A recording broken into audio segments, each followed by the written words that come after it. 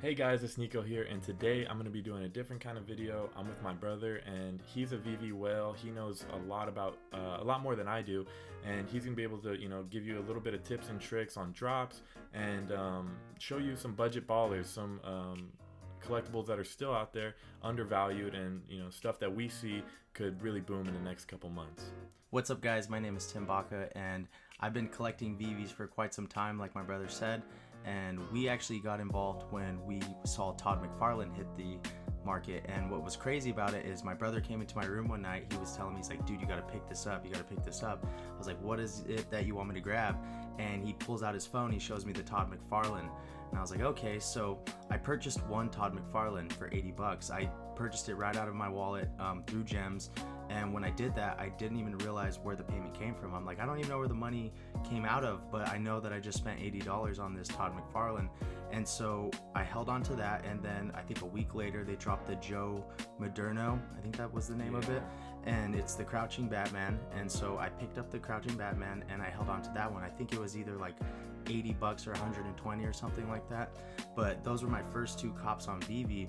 And as I started seeing how you could put them into showrooms and into augmented reality, how you could display them and share them to a feed, I was like, wow, this is interesting. This is crazy that you're able to do this kind of stuff, because a lot of the people I see talking about NFTs or collecting NFTs are buying JPEGs off OpenSea. And so I was like, wow, this is crazy, the utility that you can see using one of these NFTs. So as more drops started happening and as we started seeing other collectibles hit the market, Nico actually found somebody on Discord that was able to set us up accounts to where we could get a separate account to purchase these Chinese-based collectibles we weren't able to get access to at the time, like Ultraman, Powerpuff Girls, Adventure Time. And so then we ended up being able to purchase a couple of them, getting our hands on those. I think we even lost those accounts where we had collectibles and we had gems inside of them because VeVe took them away. But once we picked up those collectibles, we had them in our wallet. And at the time, it was crazy because $60, $80, $100 on a collectible sounded like a lot that you never physically got to have. But to be able to purchase these things and see them appreciate over time, see them gain value, we're like, wow, this is interesting. Let's see like where these collectibles can go. And so we just continued to buy them, continued to get on drops, and that's when the DeLoreans were coming out and we were able to pick up 5 or 10 of them at a time. I was worried if I was even gonna get one, and that's what ended up happening is we just continued to buy them, continued to learn more about first appearance, first edition, learned about mint numbers, where you want to be, and then more and more people started coming to the platform. And so now even more than ever, it's harder to complete sets, it's harder to hit drops, it's harder to get comics. And so with this video today, we're going to share with you a couple of things that we're doing to secure drops, to buy in on things that are low right now that are going to grow over time, and how to really just find the best collectibles that you like, because over time people are purchasing things that they don't really like, that they're sitting on because they didn't realize at the time that it was just going to be something that was a part of the drops of VeVe. It wasn't going to be something like a Marvel or a DC comic or a character. And so right now I think it's important to really get on the app, make sure you're putting money in that you're cool with spending, and also being able to find the collectibles that you like, because most of the time people are just buying the hype. And that's what we want to talk about, is FOMOing in, how you don't want to FOMO in, how you don't want to be so excited that you spend a crazy amount of money. And believe me, we've both done that. We're bad. And that's the thing, you're gonna learn how to do this by doing it. And I think the money that you may spend that you don't see come back right away is the tuition that you pay to learn these platforms and to get involved in this space. And so I think that's a really good point, is like the tuition part, because like the thing is like I've learned so much just doing VeVes and just being a part of drops, and that like feeling of like being kind of obsessed with something and putting a bunch of money into it, and then kind of like like freaking out when things drop and come up, and it's all about balance, finding a way to not overexert yourself when it comes to stuff like this, because it can get addicting, especially once you start seeing money like grow, and you see collectibles double and triple, and it's because then it's like, oh, I want the next one and the next one. But the thing is like he said, a lot of times you can get sucked into caught in the hype. Yeah, caught in the hype and like end up overspending. But think that collectibles like Disney, Batman, you know, Givenchy, like the premier brands, those ones are gonna stick around for sure. There's other brands, you know, like we were talking earlier about Ron English. He has the Serial Killer collection, and those are really cool. It's something, you know, I had never heard of before or seen before. And when they first came out, hyped, huge, blowing up, going crazy. And I think over time, you know, like that, it's that initial factor of like, oh, this is new shiny object. And I think it went away pretty quickly. Other than, you know, but then you have real collectibles like Disney that, you know, that has so much behind it that the hype isn't going to just go away, you know, because it's not the new shiny object. Disney will always be Disney. Same with Marvel, same with Universal Studios. They have a bunch of different things. As long as you set limits, engage yourself, and, you know, like he said, spend what you're comfortable with spending, then you're good. You're in the green light. And even though you can't pull out your money yet, you're going to be able to eventually, and by that point, your money that you put in will have already appreciated. So you'll be getting it back later on, and you can buy twice the amount of things that you could get today. So a couple of things that I like to suggest people do when they're going for these drops is clearing all of the apps on their phone. That's one of the first things, just because you don't want anything running in the background while you're trying to get all of the attention on this app and on this drop. So I usually clear all of the apps from my phone. That's the first thing. Second thing I do is I go into my profile where my settings are, and I clear all the downloaded files. And if you go into the profile, you can see that it says remove all downloaded files. That's not going to delete any of your files, it's just going to delete anything that's open and running on the platform. So remove all your files that are set up on the profile. And then once that's done, I usually go into the collectible itself, I check it out, I look at all of the collectibles, I usually send a heart to each collectible. I might send a comment on the collectible just to let that platform know that I'm active with it. And then I'll also just be prepared with having my phone connected to a strong Wi-Fi source whenever the drop is about to happen. So a couple minutes before, people know not to call me around 9 o'clock when we're getting the drop Mountain Standard Time. And at that point, I'm usually sitting on my phone getting ready to do what I call it line gating. Space gate, just like. So there's a couple of different things that you can do. You can either do line gating, is what some people call it, or space gating. And so what that means is if you look right above the notify me button, between the tab that has all of the information about the collectible, there's a thin strip that sits there, and all you have to do is tap that strip on the right side above the price, or above where it says participate into this blind box or this drop. And so if you tap that button consistently, and you continue to here, let me see. If you tap that button consistently and you continue to tap it until the drop happens, you have a very fair chance of getting yourselves on a collectible. It's a really small sliver, but I've tested it many times, and you actually got a little bit of leadway there. You can tap a little bit into the box above, not too high or it'll make the drop down menu come down, but you have enough there to get your thumb in there. And if you got fat thumbs, I guess just turn it sideways, and as the clock is counting down 3, 2, 1, you're gonna start tapping right there in that blank space. And as the timer hits 0 and the drop begins, you'll be in there really quick. I can't say you're gonna hit everything. Most of the time, I'm not hitting everything. Nico's probably not hitting everything. A couple of my friends and roommates, people that I am close with that do VeVe, they're not hitting everything, but most of the time, you're able to get something. Somebody will get their hands on something. This last week, we had people hitting ultra rares on the Disney collab with Goofy, and then we had people hitting Pluto, and we had different people hitting. I hit Daisy Duck. Yeah. Even if it's not you too, like that's the thing is like I post it on my Instagram all the time. We got like, you know, I have like 10, 15 friends that I like do this with, and so, you know, if I don't hit, I already know somebody hit, you know. And that's the thing is like, it might not be your day. In fact, it's probably not going to be your day most of the days, but one of the days that's going to be your day, and that, you know, persistence and, you know, that's going to pay off in the end. And that, like, one hit is all you need. Like one of our friends, I mean, he goes for every drop, and he's hit 2 secret rares, and like one's it's both comic books, right? And I mean, both of those are going for like a rack minimum. So I mean, that's the thing is like, you're not always gonna hit, but when you do, it's gonna be well worth it. And so it's just being persistent, staying on every drop, and even at the drops you don't want, like, I mean, go for them, because the thing is there's too much demand for the supply. So no matter what, if you hit, it's gonna go up in value. And if you're, you know, like I said, if it's a little bit out of your price range, don't go for it. You know, Or you could go for it and then just sell it on like since you can't get cash for it right away, you could find other ways to sell it. Like some people sell it on eBay, some people go to Discord, and it can get a little bit weird there. But you can get that money back, and you'll pretty much all the time you'll get more money than you bought it for.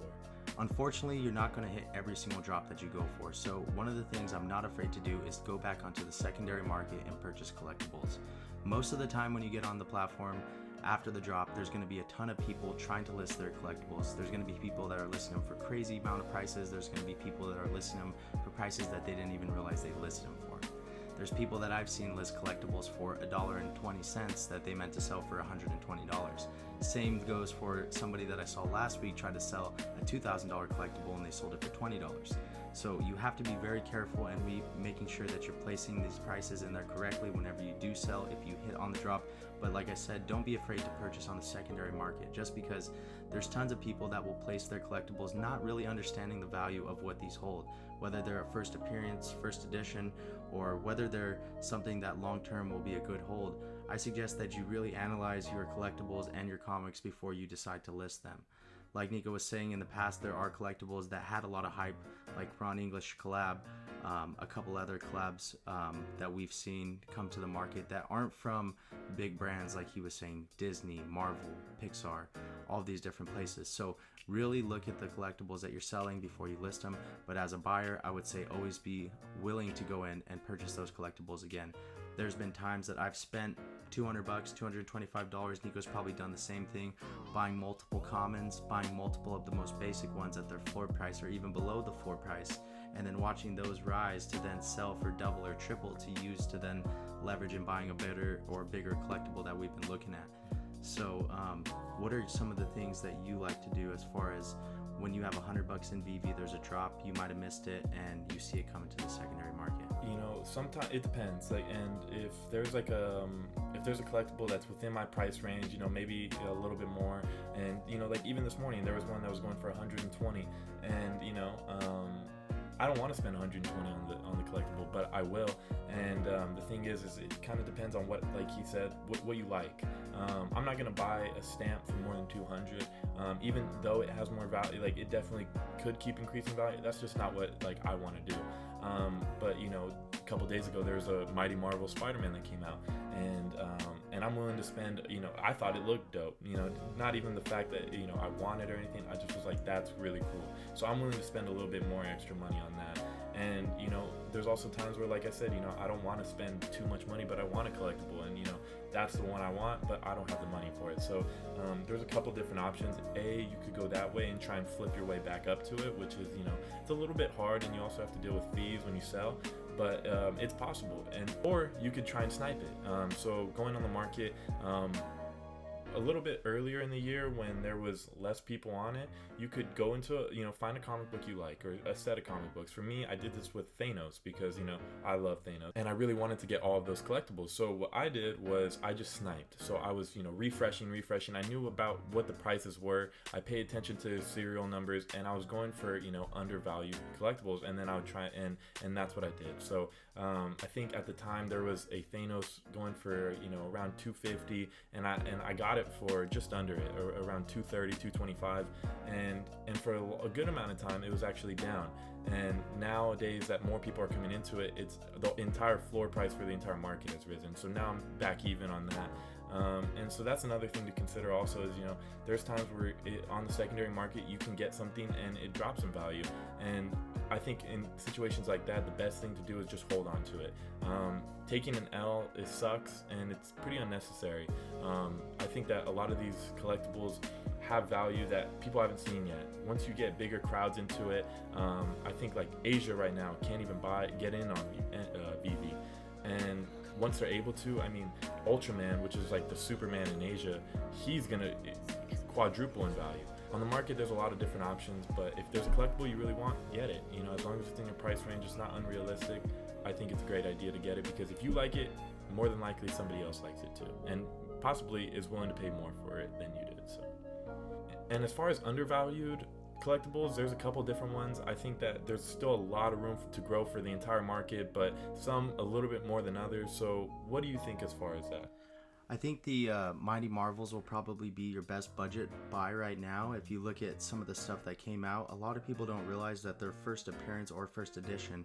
We know that Spider-Man's actually came onto the market in the past, and so right now we're seeing Spider-Woman, we're seeing Ghost Spider, we're also seeing the first appearance of Green Goblin that's not in a comic.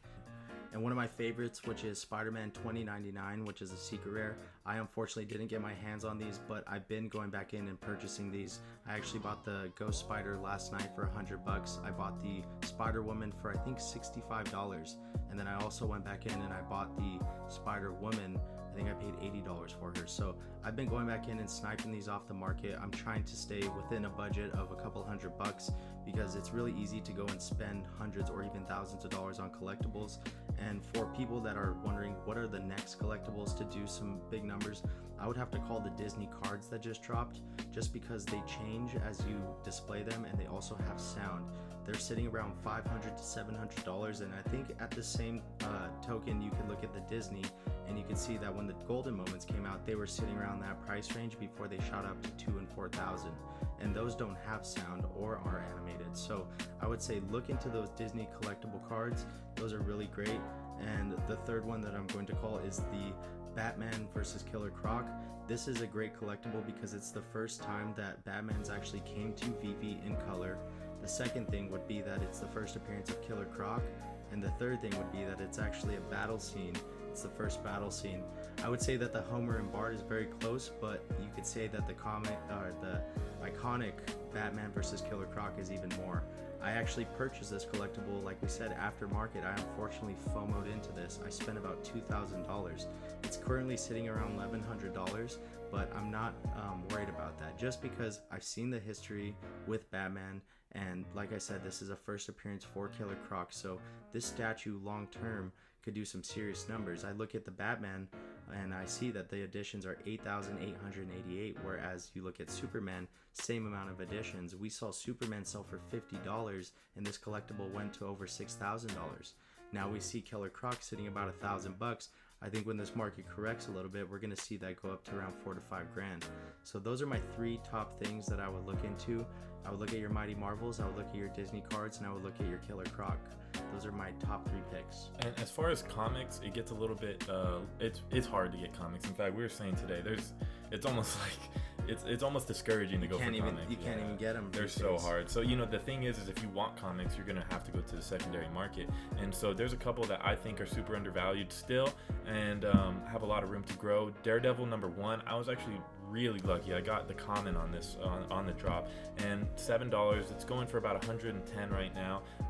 That's a first appearance of Daredevil. It has Spider-Man in it. So, just like hearing names. I'm not a comic book dude. Like, I don't like, I wasn't into comic books as a kid, but like looking at this now, it just makes sense, like, okay, well, another one that I love is New Mutants. I believe it's number 88. And this one's huge. Actually, one of my friends told me to get this one because he's super into comic books, and he told me that's one of his favorites because not only do you have a bunch of the mutant characters, but it's the first appearance of Deadpool. And I've actually read this comic. I don't even read comic books, and I read this one, and it's badass. I mean, he comes in and kicks ass. And this one right here, I got for $6. It's going for about $50. So I still think that one has a lot of room to grow because a lot of people don't even know that Deadpool's in it. And another one going back to it is the Immortal Hulk #1. I think Immortal Hulk is one of the most popular Marvel characters, and I think that he's going to continue to grow in value. His #1 overall, especially his uncommon or his rare, is a super sick cover. So if you see a cover like that, go for it. Even though I say don't go for uncommons and rares, that's a lot of times if that's the case if it's a discoloration of a normal cover. And so when it has like a really cool cover and it's an uncommon or rare or something like that, go for those, because eventually once you're able to show those off in your showroom, they're gonna look sick on the walls. And another one I always say is if you see anything with Venom in it. Venom is a huge character and he's about to continue to grow. So he had a movie come out 2 years ago with Tom Hardy. He had another one just come out recently. So Venom and Carnage go hand in hand, and with the Spider-Man franchise blowing up, they're about to do a chick Spider-Man, so that's another stream. I think that getting your hands on anything Spider-Man, especially Venom, is a super good move, and that's going to pay off in the end. But with that being said, thank you guys for watching. Thank you for coming on the video today. I hope you guys learned a little bit of something. And be on the lookout for his channel. It's going to be coming out really soon. And keep going for those drops. And you got anything to say? Keep buying the collectibles. Keep building the showrooms. Yep. VeVe is just starting. It's just starting. And those showrooms, I mean, I'm trying to compare showrooms, you know what I'm saying? So with that being said, thank you guys for watching, and I'll see you in the next one.